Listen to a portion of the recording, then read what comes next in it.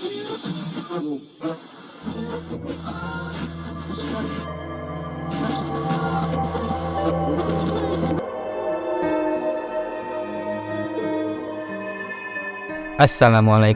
warahmatullahi wabarakatuh. Halo pemirsa setia Dedemit, jumpa lagi kita dalam sebuah cerita misteri terbaru yang berhasil kami kumpulkan dari berbagai narasumber.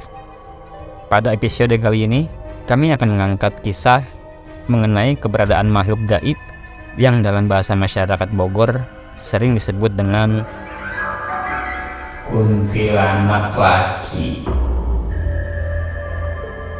Zaman dahulu, keberadaan sosok ini sangat ditakuti. Dan sampai saat ini pun, sosok ini masih menjadi sebuah momok menakutkan bagi masyarakat di kampung sini. Lalu, seperti apa keberadaan sosok ini? Dan kenapa sosok ini lebih ditakuti ketimbang makhluk-makhluk gaib lainnya? Sebelum kita mengikuti kisah ini selengkapnya, ada baiknya untuk menekan tombol subscribe dan tanda lonceng, agar pemirsa sekalian tidak ketinggalan kisah-kisah misteri terbaru dari kami.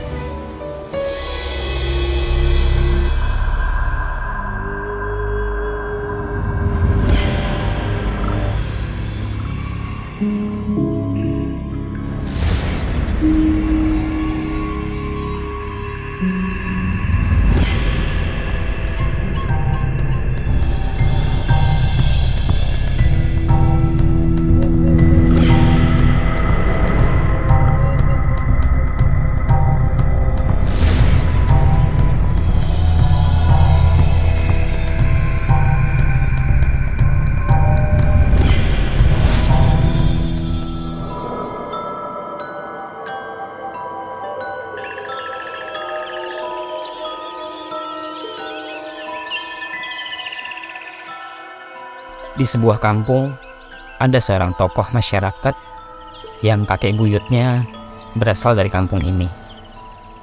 Kita sebut saja namanya Pak Said. Sebagai orang yang bergelar tokoh masyarakat, Pak Said sangat dihormati masyarakat. Selain itu, beliau juga memiliki ilmu agama yang mumpuni, sehingga setiap ada warga yang ingin mengadakan acara tahlilan atau acara-acara keagamaan lainnya, selalu meminta Pak Said yang memimpin acara tersebut. Pak Said yang dikenal sebagai orang yang alim, juga seorang pemberani. Di daerah tempat tinggalnya sekitar tahun 80-an, daerah tersebut adalah kawasan yang sangat sepi. Listrik pun belum menjangkau kampungnya. Penerangan bagi warga hanya menggunakan lampu sentir yang berbahan bakar minyak tanah. Sedangkan untuk penerangan saat perjalanan malam, warga sini menggunakan obor yang terbuat dari bambu atau tangkai batang pepaya. Bisa kita bayangkan, tahun 80-an saja, kondisi alam dan lingkungan kampung ini sangat sepi. Apalagi tahun-tahun sebelum itu, pohon-pohon besar masih sangat banyak. Padahal jaraknya dari kota Bogor tidaklah jauh. Orang Jakarta seringkali menyebut daerah ini dengan istilah tempat jin buang anak, karena saking sepinya tempat ini. Said kecil sama seperti anak-anak remaja pada umumnya, iseng dan suka mencoba hal-hal yang baru yang menantang. Said kecil mempunyai dua orang teman akrab, namanya Maman dan Herman. Menurut cerita Pak Said, zaman dulu kegiatan anak-anak banyak diisi dengan kegiatan yang berbau petualangan seperti mandi di kali, mancing belut, ataupun menangkap burung puyuh liar yang masih sangat banyak saat itu. Sore hari, kegiatan mereka adalah mengaji. Biasanya jam 4 sore selesai sholat asar, mereka sudah berkumpul di halaman masjid yang letaknya tidak terlalu jauh dari rumah mereka. Anak-anak dari berbagai tempat ramai berkumpul dan bermain saat sore hari sambil menunggu gilirannya mengaji. Pada suatu sore, 3 orang sahabat ini melakukan kegiatan seperti biasanya. Setelah mandi, mereka bersiap untuk berangkat mengaji ke masjid.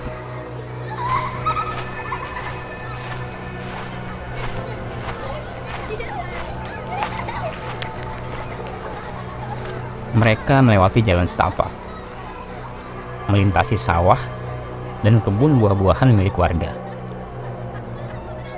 Saat mereka melintasi sebidang tanah kosong, mereka mencium bau nangka matang yang sangat menyengat hidung dari kebun kosong tersebut. Said, Maman, dan Herman mencari sumber bau tersebut. Ternyata bau tersebut berasal dari sebatang pohon yang terletak di ujung kebun kosong yang mereka sendiri tidak tahu siapa pemiliknya. Menurut cerita orang-orang, kebun tersebut milik seorang pejabat PT Kereta Api Indonesia yang tinggal di Jakarta. Lahan itu sudah lama tidak pernah ditengok pemiliknya. Rumput dan semak-semak memenuhi lahan tersebut. Di pojok sebelah kiri terdapat sebuah pohon nangka yang sangat besar. Di atasnya terdapat beberapa buah yang menggantung pada dahan yang cukup besar. 3 sahabat ini memeriksa dengan seksama. Buah mana yang mengeluarkan aroma harum khas nangka matang? Setelah dicari, ternyata ada satu buah yang berwarna hijau kecoklatan yang posisinya di tengah-tengah pohon yang rimbun tersebut. Mereka saling bertatapan satu sama lainnya, seperti sudah paham apa yang harus dilakukan.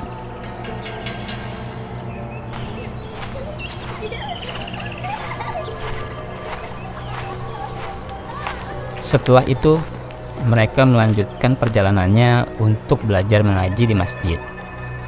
Mereka bertiga merencanakan untuk mengambil nangka tersebut saat malam nanti.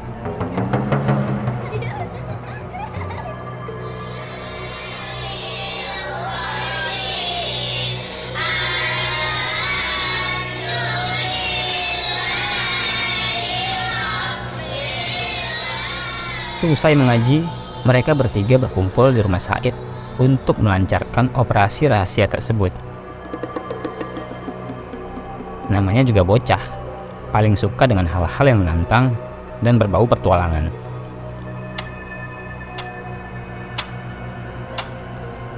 Sekitar jam 10 malam, mereka bertiga menuju lokasi pohon nangka di kebun kosong yang tadi siang sudah mereka tandai.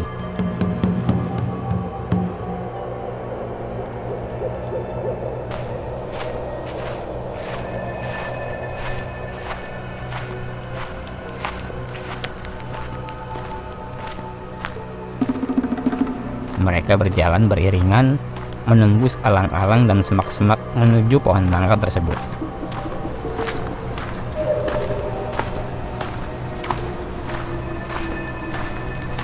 Setelah sampai di pohon yang dituju, mereka tidak langsung mengeksekusi buah nangka tersebut.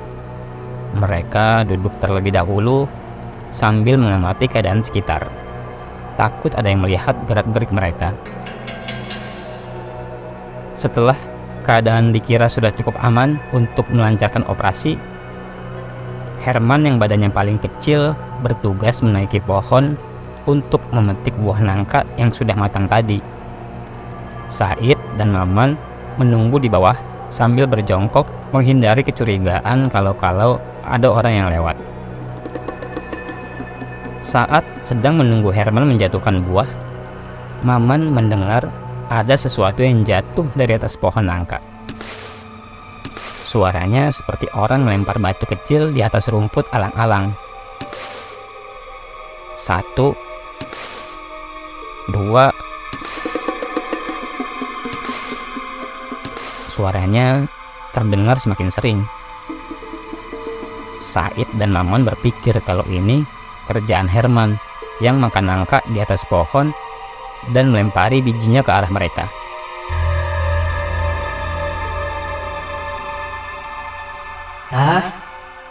Iya makan duluan, kata Said sambil mencari suara yang jatuh tadi.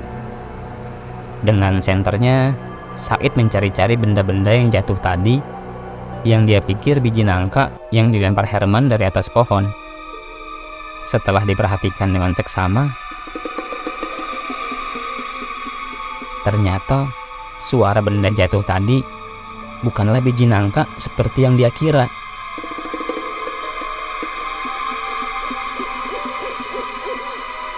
Melainkan potongan-potongan jari tangan berserakan di atas rumput.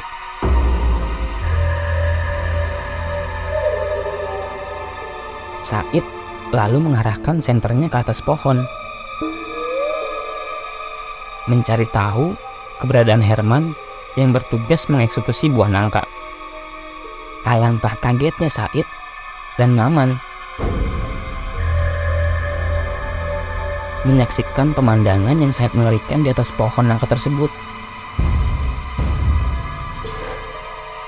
Mereka hanya diam terpaku menyaksikan tubuh Herman tertelungkup di salah satu dahan. Darah segar mengalir dari sela-sela telinga dan hidungnya, menetes membasahi rerumputan di bawahnya. Said tak dapat bergerak. Tubuhnya kaku. Sekujur tubuhnya terasa dingin seperti es. Maman pun demikian, hanya terpana seperti tidak percaya dengan apa yang ia saksikan saat itu. Di sebelah jasad tersebut duduk sesosok makhluk besar berwarna merah dengan sorot mata tajam menatap Said dan Maman.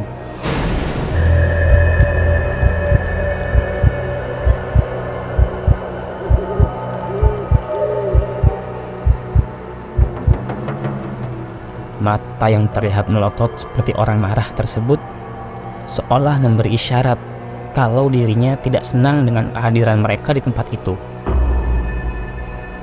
Dengan mulut berlumuran darah, makhluk tersebut menyantap dengan rakus bagian-bagian tubuh Herman seperti orang yang kelaparan.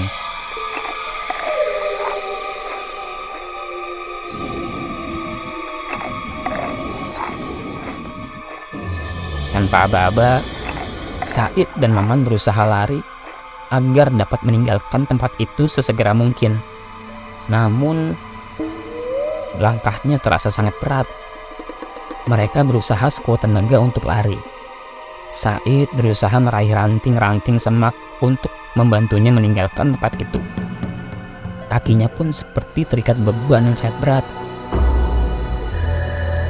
Maman yang mengalami hal yang sama seperti Said justru hanya bisa terduduk tanpa bisa berbuat apa-apa. Tangan dan kakinya terasa lemas, tidak dapat digerakkan. Said yang menyadari hal itu segera meraih tangannya dan langsung menyeretnya meninggalkan tempat itu. Dari atas pohon nangka tersebut terdengar suara makhluk itu yang mirip seperti suara napas anjing yang kegirangan saat mendapat makanan.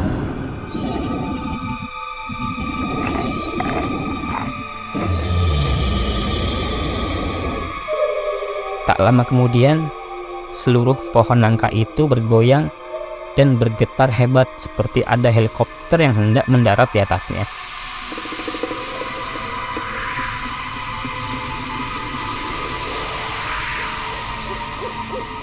Daun-daunnya berguguran, padahal saat itu tidak ada angin ataupun hujan. Said dan Maman yang masih berada di sekitar pohon itu mendengar suara seperti ada sesuatu yang berat jatuh dari atas pohon nangka tersebut.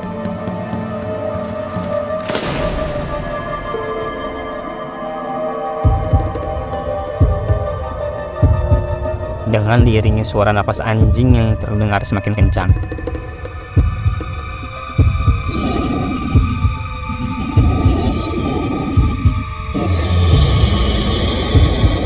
Said dan Maman memberanikan diri melihat sumber suara tersebut, dan mereka berdua hampir pingsan melihat makhluk merah tersebut. Dengan posisi kaki dan tangan menyentuh tanah, seperti seekor gorila yang berjalan menggunakan kaki dan tangannya sebagai tumpuan. Kemudian, kakinya seperti menyapu ke kiri dan ke kanan, menyebabkan batang alang-alang rebah seperti terinjak-injak. Pakaian merahnya yang compang-camping menambah buruk penampilan setan tersebut.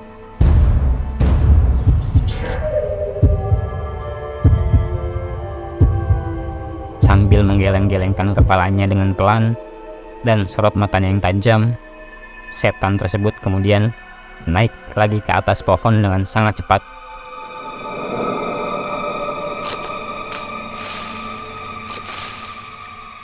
Dan menembus dahan dan daun pohon tersebut sampai akhirnya keluar dari pucuk pohon, lalu terbang berputar-putar di atas pohon nangka itu.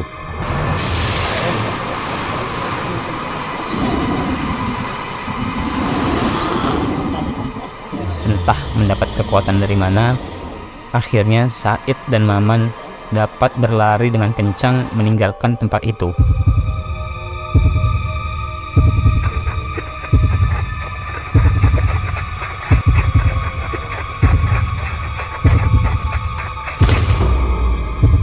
Mereka berlari membabi buta, menabrak semak-semak dan alang-alang yang ada di hadapan mereka. Empang dan saluran air mereka lewati seperti layaknya jalanan biasa agar dapat segera tiba di rumah Said melalui jalur tercepat.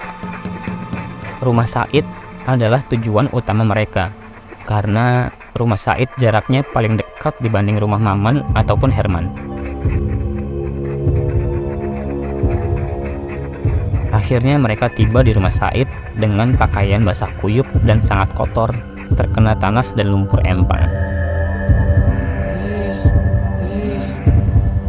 Dengan muka pucat dan nafas terengah-engah, mereka memanggil-manggil ayahnya Said sambil menggedor-gedor pintu rumah.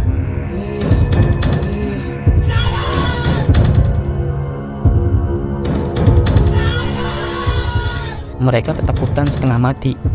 Sosok makhluk yang menghabisi teman mereka tersebut masih terbayang jelas di mata. Dan mereka juga merasa kalau makhluk itu sedang mengejar mereka.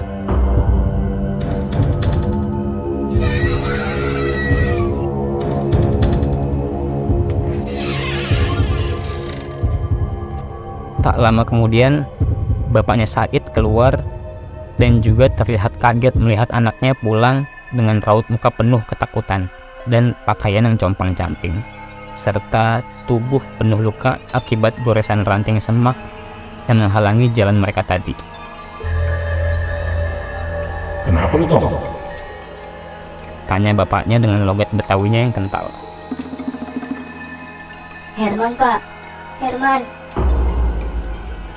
Jawab Said gugup. Iya, Herman kenapa?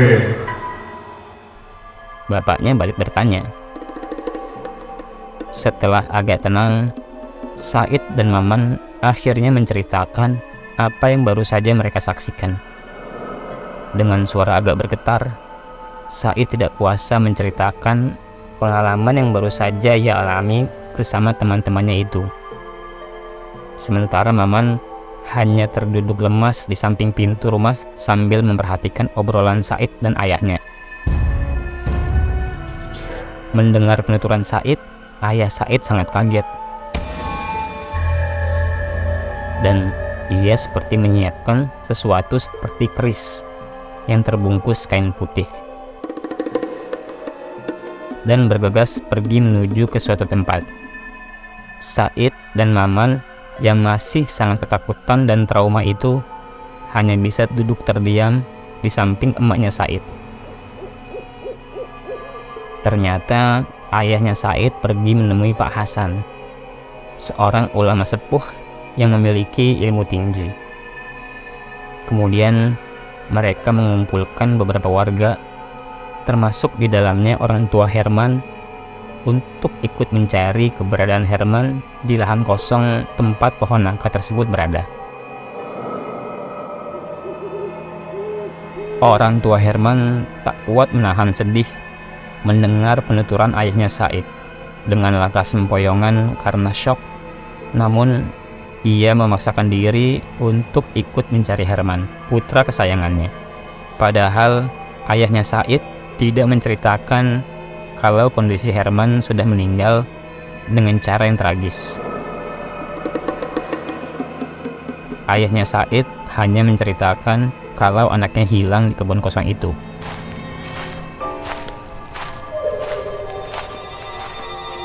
Dengan berbekal lampu senter dan beberapa lampu Petromax, rombongan ini berjalan membelah semak belukar dan padang alang-alang yang tumbuh subur di lahan tersebut. Sambil sesekali memanggil nama Herman, rombongan ini juga berzikir memohon perlindungan dari Tuhan Yang Maha Esa. Karena menurut Pak Hasan, makhluk yang mereka hadapi ini bukanlah setan yang seperti orang-orang suka ceritakan, misalnya kuntilanak, pocong, dan sebagainya. Masih menurut Pak Hasan, makhluk yang kita hadapi ini cukup jahat dan berbahaya.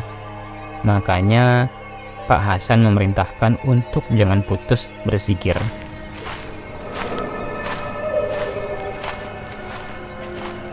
Setelah melewati semak belukar yang lebat, sampailah rombongan ini di pohon nangka seperti yang diceritakan Said kepada ayahnya. Makhluk tersebut sudah tidak nampak di pohon itu. Tapi alangkah terkejutnya rombongan ini melihat tubuh Herman yang masih terjuntai di atas dahan pohon nangka tersebut dengan kondisi yang sangat mengenaskan.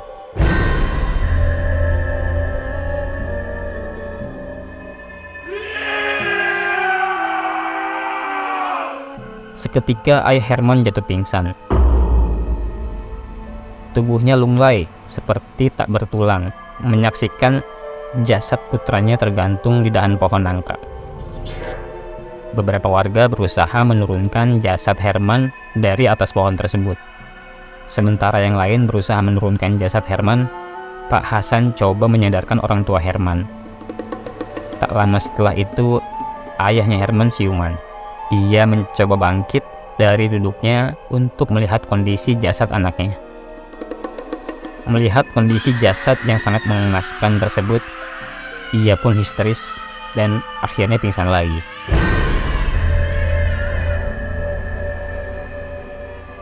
Akhirnya Pak Hasan membaringkan tubuh ayahnya Herman di atas rumput agar ia bisa tenang dan dapat menguasai emosinya. Setelah jasad Herman diturunkan, kemudian diletakkan di atas kain sarung yang sudah dipersiapkan. Siapapun yang menyaksikan kondisi jasad seperti ini pasti tidak akan sanggup. Beberapa bagian anggota tubuhnya hilang. Jari-jari tangannya hanya tersisa 2 dari 10 jari. Bagian dada terkoyak tidak beraturan, seperti dibuka secara paksa dengan kuku-kuku yang tajam. Kepala bagian atas berlubang dan isi kepalanya sudah tidak ada. Kondisi ini sangat mengerikan.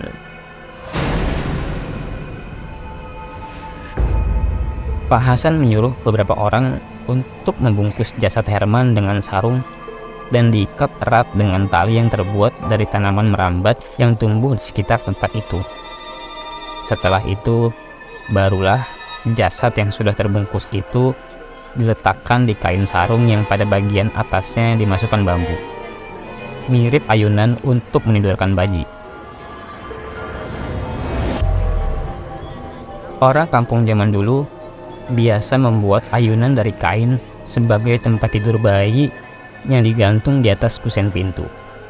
Sambil diayun-ayun, biasanya bayi sangat menyukai ayunan seperti ini. Dengan menggunakan kain sarung yang sudah diset seperti tandu tersebut, tubuh Herman dibawa pulang ke rumah. Ayah Herman berjalan lemah sambil dipapah oleh warga yang lain mengiringi jenazah anaknya. Dalam perjalanan menuju ke rumah tersebut, terdengar suara yang cukup aneh, seperti lolongan anjing, tapi tidak nyaring. Seperti burung hantu, tapi suaranya rapat dan panjang.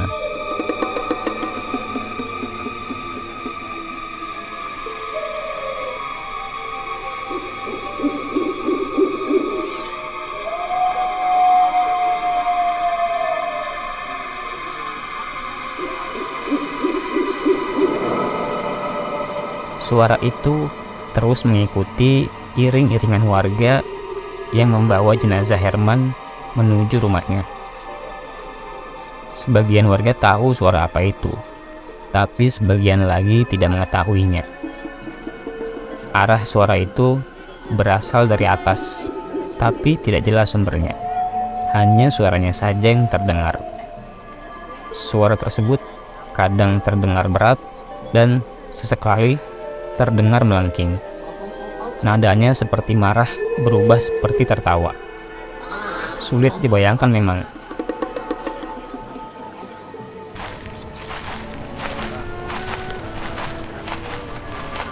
Rombongan berjalan semakin cepat, berharap segera sampai ke rumah dan suara itu segera hilang. Sampai di rumah Herman, Pak Hasan segera menggelar ritual doa ditemani oleh warga yang lainnya. Mereka membacakan tahlil dengan suara yang sangat keras. Belum selesai acara pembacaan tahlil tersebut, suara tadi akhirnya menghilang entah kemana.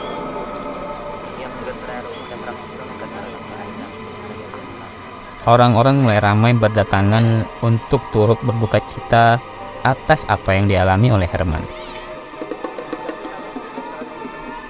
Dan malam itu juga, jenazah Herman langsung dibersihkan dan dikafani.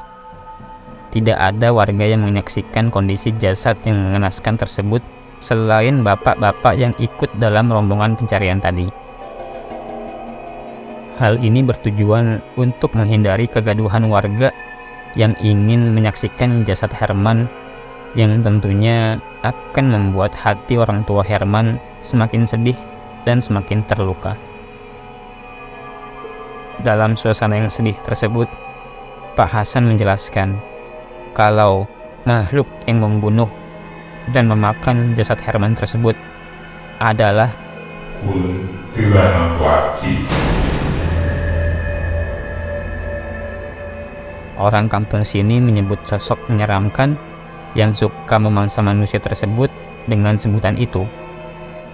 Beberapa warga yang baru mengenal nama setan tersebut terbengong-bengong mendengarkan penjelasan dari Pak Hasan. Orang-orang yang sedang berada di luar rumah saat malam hari, ketika mendengar suaranya yang khas seperti yang digambarkan tersebut, sebaiknya segera masuk ke dalam rumah Dan menutup pintu dan jendela untuk menghindari hal-hal yang tidak diinginkan. Dan satu hal yang tidak boleh kita lupakan tentunya adalah tidak lalai dalam menjalankan sholat dan selalu memohon keselamatan kepada Tuhan. Lanjut penjelasan dari Pak Hasan.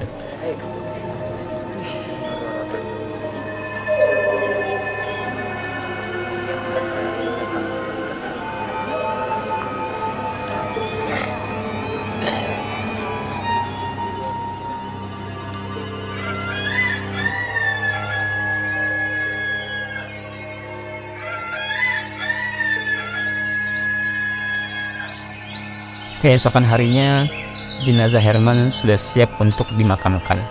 Setelah disolatkan, warga kampung ramai mengiringi acara pemakaman tersebut yang tidak jauh dari pemukiman warga kampung.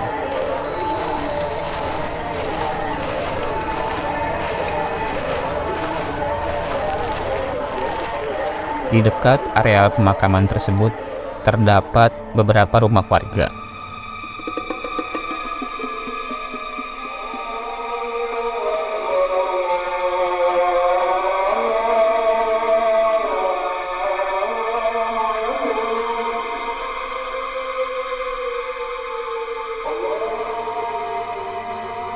Dan pada malam setelah acara pemakaman almarhum Herman tersebut, warga kampung yang tinggal di dekat makam tersebut selalu mendengar suara kuntilanak laki.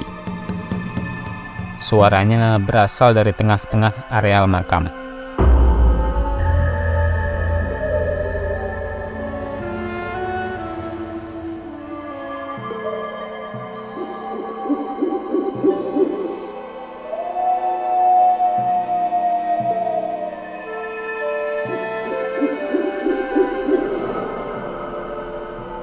Suasana ini membuat keadaan kampung menjadi mencekam. Setelah peristiwa tragis yang menimpa Herman, kini warga dibuat ketakutan. Sejak saat itu, tidak ada warga yang beraktivitas setelah pukul 7 malam. Melihat kondisi seperti ini, Pak Hasan merasa sangat terganggu. Masjid yang biasanya ramai anak-anak mengaji, kini menjadi sepi. Bahkan yang lebih memprihatinkan lagi adalah para orang tua pun menjadi enggan untuk menjalankan aktivitasnya di malam hari. Kampung ini seperti kampung mati saat malam hari. Pak Hasan takut kalau kondisi seperti ini dimanfaatkan oleh orang-orang yang tidak bertanggung jawab. Akhirnya Pak Hasan mengumpulkan beberapa orang sahabatnya yang dulu pernah belajar satu pondok dengannya. Mereka yang sebagian besar berasal dari luar daerah berkumpul pada suatu malam dan mengadakan ritual di areal pemakaman tersebut. Mereka coba menetralisir tempat itu dari gangguan makhluk berwarna merah tersebut. Beberapa warga yang berani pun ikut dalam upacara tersebut. Dengan ritual khusus, mereka memanggil kuntilanak laki tersebut. Beberapa saat kemudian, setan merah tersebut hadir di hadapan para kiai tersebut.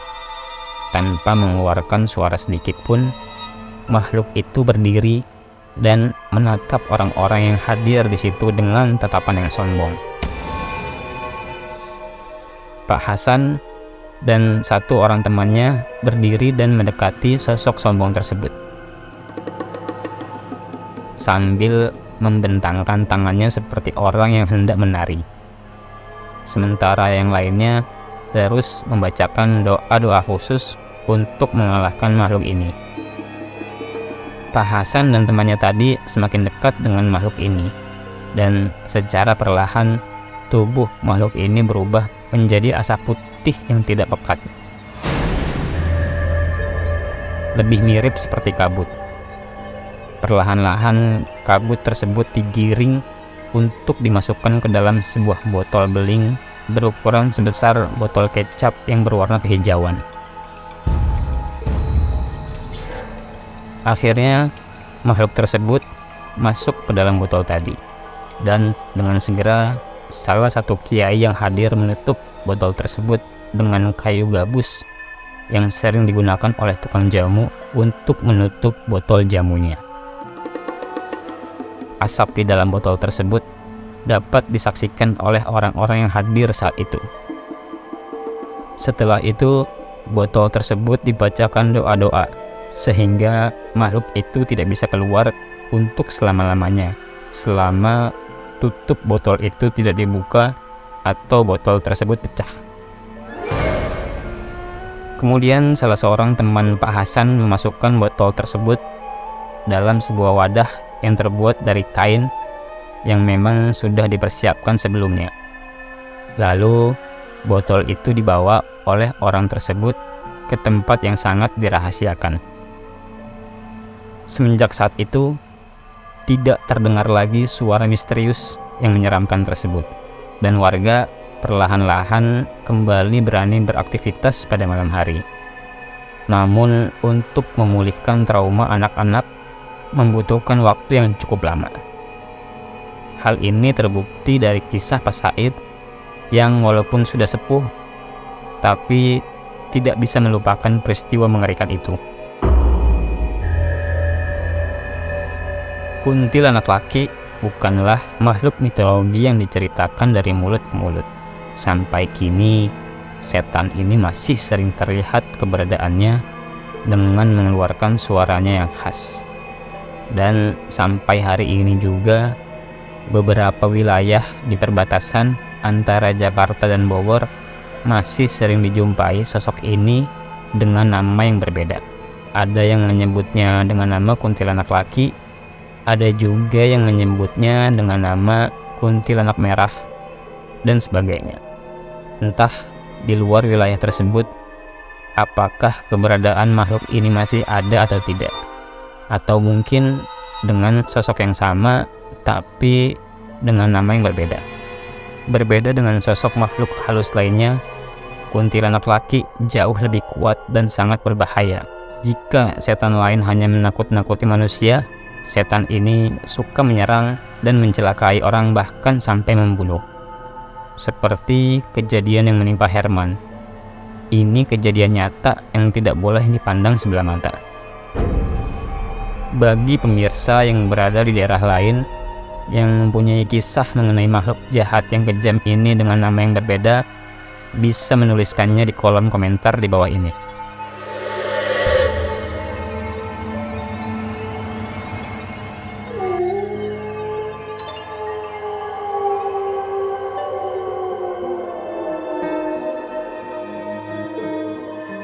Demikianlah kisah mengenai keberadaan kuntilanak laki yang terkenal jahat dan kejam. Semoga kita dapat mengambil hikmah dari kisah Pak Said yang kehilangan salah satu sahabatnya yang bernama Herman. Dan bagi pemirsa yang memiliki kisah misteri orisinil dan ingin berbagi dengan kami, dapat mengirimkannya ke tim redaksi Dedemit. Bagi cerita yang menarik akan kami tayangkan di channel ini. Akhir kata, kami dari tim redaksi Dedemit mengucapkan banyak terima kasih. Sampai ketemu di episode berikutnya yang tidak kalah seru dan menyeramkan tentunya. Wassalamualaikum warahmatullahi wabarakatuh.